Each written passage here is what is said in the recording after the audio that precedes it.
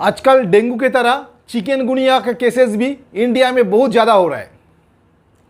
Chikungunya prone area Africa, India, ये chikungunya dengue ये prone area है, बहुत ज़्यादा होता है इस एरिया में, क्योंकि हमारा थोड़ा सा क्लाइमेट गर्म रहता है।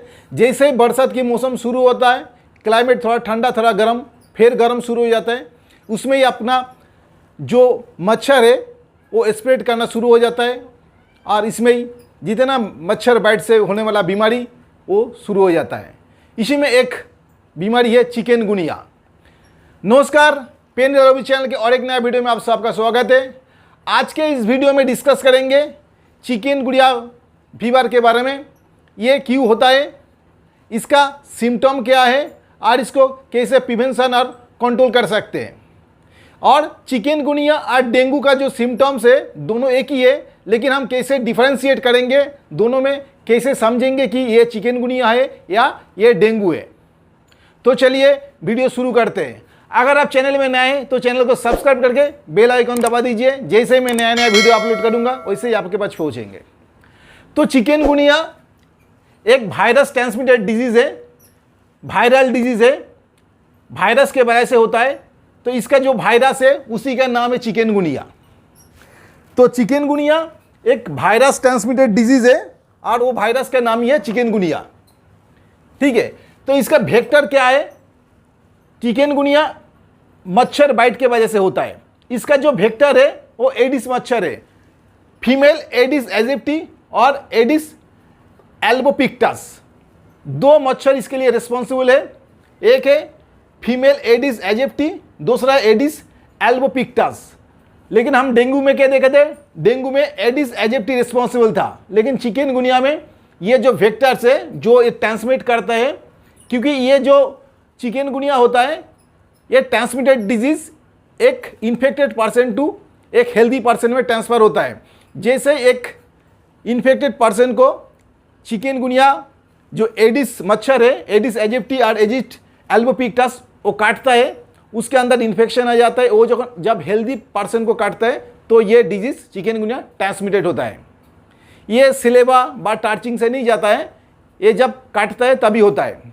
चिकनगुनिया का जो मच्छर होता है उसको जो एडिस मच्छर होता है, चिकनगुनिया और डेंगू के लिए जो रिस्पॉन्सिबल है एडिस मच्छर फीमेल, उनको देखने में क्या होता है, ब्लैक कलर का होता है और सफ़ेद सफ़ेद स्पॉट रहते हैं, पैर में बॉडी में सफ़ेद कलर का स्पॉट दिखाई देता है, रिंग टाइप का।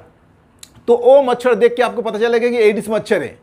तो जब भी आपको देखता है कि ये एडिस मच्छर है तुरंत उसको मार दीजिए, नहीं तो आपके अंदर चिकनगुनिया डेंगू ट्रांसमिटेड कर देगा, ठीक है। तो जब भी आपको देखता है कि एक मच्छर जिसमें व्हाइट व्हाइट स्पॉट दिख रहा है उसको तुरंत मार दीजिए।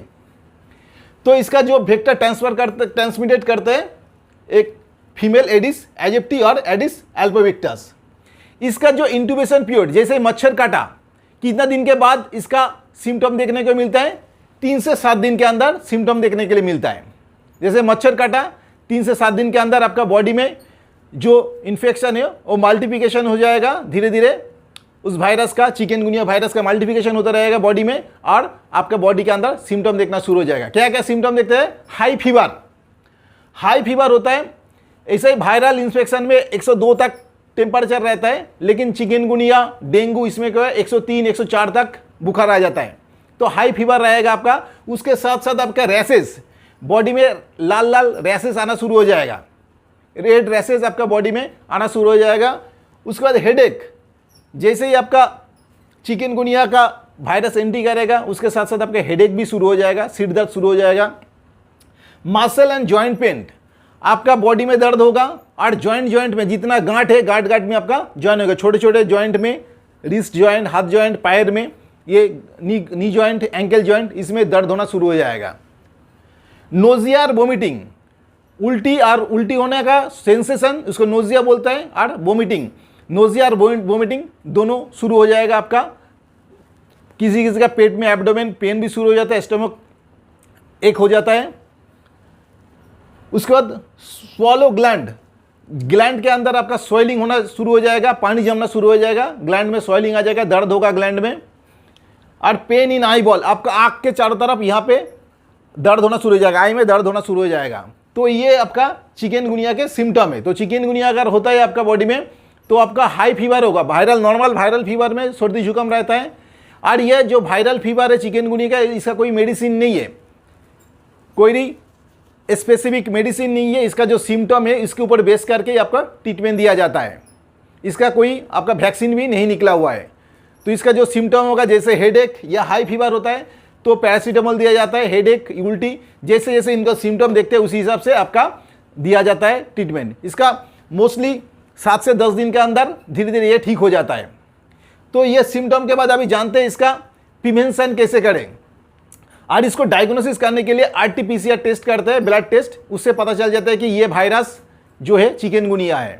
ठीक है, अभी जानते हैं इसका प्रिवेंशन और कंट्रोल कैसे कर सकते हैं। ये जो एडिस मच्छर है ये सुबह के टाइम और दोपहर के बाद ज़्यादा काटता है, बाइट करता है।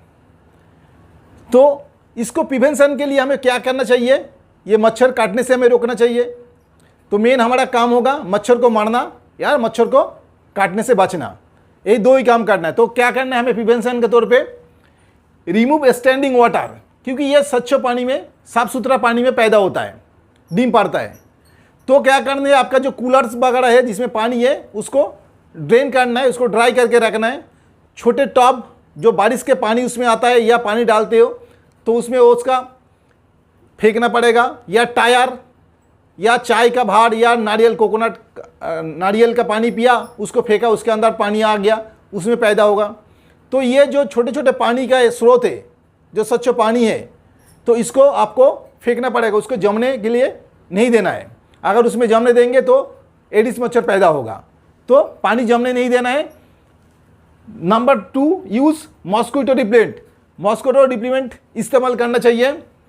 वेयर प्रोटेक्टिव क्लोथिंग, आपका फुल शर्ट, ठीक है, प्रोटेक्टिव क्लोथिंग, आपका मच्छर नहीं काटना चाहिए, इसीलिए फुल शर्ट फुल पैंट पहन के आपको जाना चाहिए। दिन के टाइम या शाम के टाइम भी आपको पूरा बॉडी को कवर करके रखना चाहिए।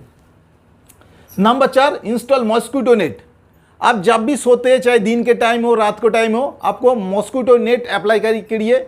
मॉस्किटो नेट, मच्छरदानी अगर लगाएंगे तो आपको मच्छर नहीं काट पाएगा। तो जब भी आप सोते हैं दिन के टाइम या रात के टाइम तो मच्छरदानी लगा के ही सोइए। Number 5, spray इंसेक्टिसाइडर।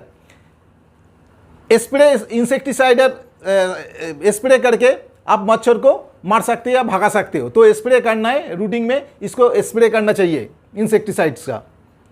Close door and window and apply screen.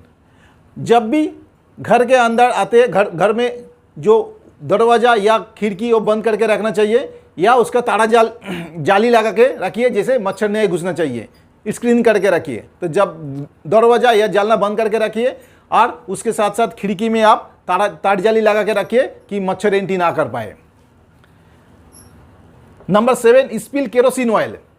Kerosene oil, आप जैसे छोटे मोटे पानी है उसको तो आप उठा के फेंक दिए, थोड़ा सा बड़ा सा पानी है, बड़ा जगह है जिसमें आप उसको फेंक नहीं सकते, तो उसमें क्या करना है, आपको केरोसिन ऑयल छिटक दीजिए, छिटकाव कर दीजिए, केरोसिन ऑयल को डाल ये कर दीजिए, स्पिल कर दीजिए। उसमें क्या होगा, इसका जो लार्वा है वो क्या करते हैं, रहते हैं नीचे, और ऊपर से क्या ऑक्सीजन लेने के लिए सूट निकल के रखता है, ऑक्सीजन कलेक्ट करते हैं। अगर केरोसिन दे देंगे उसके ऊपर, पानी के ऊपर एक लेयर बन जाएगा, उसके वजह से उसका ऑक्सीजन ले नहीं पाएगा और मर जाएगा। तो आपको केरोसिन ऑयल स्पिल करिए, उसको छिटका के रखिए, उसमें भी आपका जो लार्वा है वो मर जाएगा। यूज़ वेपोराइज्ड कॉयल और ओडोमॉस। तो घर के अंदर जैसे ऑल आउट हो गया या कॉयल हो गया, ये जला के रखिए जिससे मच्छर मर जाएगा, या अगरबत्ती निकला हुआ मच्छर मरने के लिए उसको इस्तेमाल कीजिए। घर से बाहर कहीं जाते हैं या बैठे रहते तो ओडोमॉस अप्लाई कीजिए हाथ पे, उसमें आपका मच्छर काटेगा नहीं और मच्छर रहेगा। अगर वेपोराइज इस्तेमाल करेंगे उसमें ऑल आउट बोलते हैं, ऑल आउट हो गया है ना, तो मर जाएगा। उसके बाद गैम्बूसिया फिश और ड्रैगन फ्लाइज। गैम्बूसिया फिश एक तरह का मछली है जो पानी के अंदर जो ये लार्वा वगैरह रहता है मॉस्किटो का, वो खा लेता है। ड्रैगन फ्लाइज भी वैसा है, उसको खा लेता है। तो इसे पानी में आप गैम्बूसिया फिश को रखिए जिसके अंदर ये पैदा नहीं हो पाएगा। इसके साथ साथ अगर ओपन कहीं प्लेस है आपका, जैसे पानी का टैंक वगैरह है, उसको ढक के रखिए। तो इस तरह से आप इसको प्रिवेंट कर सकते हैं। मच्छर को दो ही काम करने हैं आपको, मच्छर को मारना है और मच्छर काटने से बचना है। तो वही आपका प्रिवेंशन है।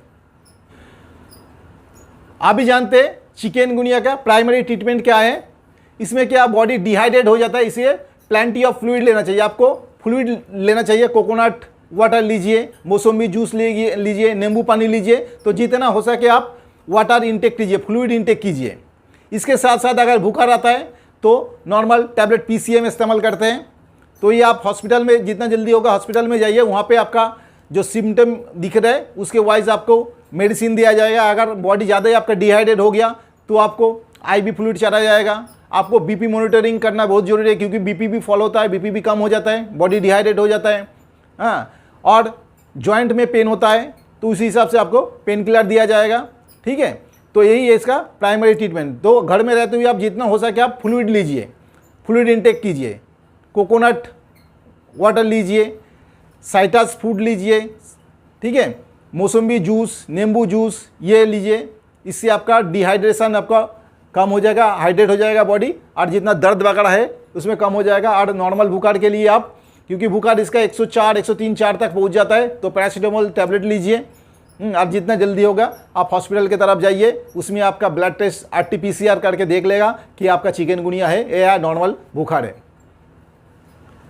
तो अभी जानते हैं चिकनगुनिया और डेंगू ये दोनों को आप कैसे डिफरेंशिएट करेंगे, कैसे आपको पता करेंगे सिम्टम देख के कि ये चिकनगुनिया हो सकते हैं, ये डेंगू हो सकते हैं। क्योंकि चिकनगुनिया में भी आपका हाई फीवर होता है, डेंगू में भी आपका हाई फीवर होता है। चिकनगुनिया में भी उल्टी, वोमिटिंग या नोजिया वोमिटिंग होता है, डेंगू में भी होता है। ठीक है, दोनों में बॉडी डिहाइड्रेट हो जाता है, दोनों में मसल जो हेडेक होता है, बॉडी पेन होता है। ठीक है, लेकिन इसमें क्या है, आपका जब डेंगू होता है, डेंगू में आपका प्लेटलेट्स कम हो जाता है, प्लेटलेट्स फॉल हो जाता है। अपना नॉर्मल प्लेटलेट्स है 1.5 लाख से 4.5 लाख के। ठीक है, तो डेंगू जब होता है तो प्लेटलेट्स फॉल करता है, कम हो जाता है। लेकिन चिकनगुनिया में बहुत रेयर केस में दिखने को मिलता है, ना के बराबर है। और दूसरे, चिकनगुनिया में जो पेन होता है जॉइंट में, वो सीवियर पेन होता है। जॉइंट जो गांठ में छोटे छोटे गांठ जो है इसमें पेन होता है, रिस्ट में पेन होगा, इसमें पेन होगा, पैर में, फिंगर में पेन होगा। और आप थोड़ा सा टच करेंगे उसमें भी उनको दर्द फील होगा। और जिनका आर्थराइटिस वगैरह है उनका तो और ज़्यादा सीवियर होता है। ये चिकनगुनिया में आदमी क्या होता है, पूरा बैंड हो जाते हैं, फोल्ड हो जाता है, जॉइंट पे गांठ में फूल जाता है और बैंड हो जाता है, आदमी छोटा पड़ जाता है, बैंडिंग हो जाता है, इसे रोल हो जाता है, बैंड होके झुक जाता है। लेकिन डेंगू में नहीं होता है। डेंगू में क्या होता है, मसल पेन होता है और जॉइंट में पेन होता है, जैसे कंधे पे हो गया, घुटना पे हो गया, लेकिन छोटे छोटे जॉइंट में नहीं होता है। लेकिन चिकनगुनिया में जॉइंट पेन बहुत ज़्यादा होता है, सीवियर होता है। तो इससे आप डिफरेंशिएट कर सकते हैं कि ये आपका चिकनगुनिया है। चिकनगुनिया में आप टच भी करेंगे हुआ तो जॉइंट में उसको पेन होगा। ठीक है, लेकिन डेंगू में नहीं होगा। डेंगू में आपका बड़ा बड़ा जॉइंट में, शोल्डर जॉइंट या नी जॉइंट, इसमें थोड़ा बहुत पेन होता है, लेकिन इतना सीवियर नहीं होता है।